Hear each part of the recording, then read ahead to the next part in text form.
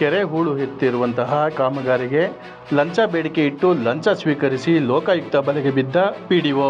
ರಾಮನಗರ ಜಿಲ್ಲೆ ಕನಕಪುರ ತಾಲೂಕಿನ ತುಂಗಣಿ ಗ್ರಾಮ ಪಂಚಾಯತಿಗೆ ಸಂಬಂಧಪಟ್ಟಂತಹ ಈ ಹಿಂದೆ ಪಿಡಿಒ ಆಗಿ ಕರ್ತವ್ಯ ನಿರ್ವಹಿಸುತ್ತಿದ್ದಂತಹ ಮುನಿರಾಜುರವರು ಲಂಚ ಸ್ವೀಕರಿಸಿ ಲೋಕ ಬಲೆಗೆ ಬಿದ್ದ ಪಿಡಿಒ ಆಗಿದ್ದಾರೆ.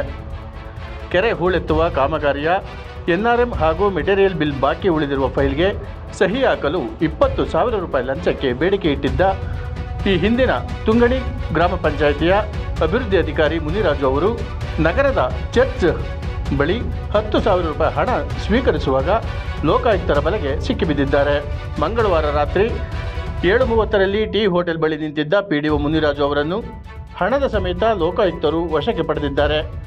ತಾಲೂಕಿನ ಕಸ್ಬಾ ಹೋಬಳಿ ತುಂಗಣಿ ಗ್ರಾಮ ಪಂಚಾಯಿತಿಯ ಗಿರಿಗೌಡನ ದೊಡ್ಡಿ ನಿವಾಸಿ ರಾಜು ಅವರು 2020-21ನೇ ಸಾಲಿನಲ್ಲಿ ಕೆರೆ ಹೂಳೆತ್ತುವ ಕಾಮಗಾರಿ ಮಾಡಿಸಿದ್ದರು.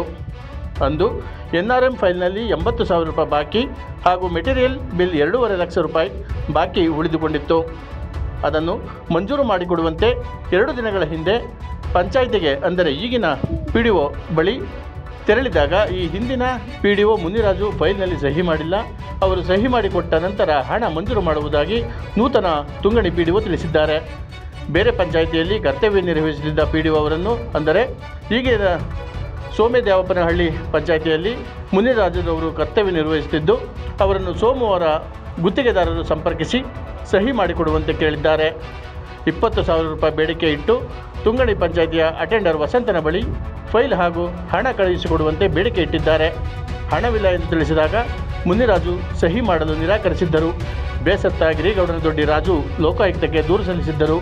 ಜಿಲ್ಲಾ ಲೋಕಾಯುಕ್ತ ವರಿಷ್ಠಾಧಿಕಾರಿ ಸ್ನೇಹ, ಡಿವೈಎಸ್ಪಿ ಶಿವಪ್ರಕಾಶ್, ಸರ್ಕಲ್ ಇನ್ಸ್ಪೆಕ್ಟರ್ಗಳಾದ ಸಂದೀಪ್ ಕುಮಾರ್, ಹನುಮಂತಕುಮಾರ್ ಹಾಗೂ ಸಿಬ್ಬಂದಿ ಕಾರ್ಯಾಚರಣೆ ನಡೆಸಿ ಮುನಿರಾಜುರವರನ್ನು ಬಲೆಗೆ ಕೆಡವಿದ್ದಾರೆ.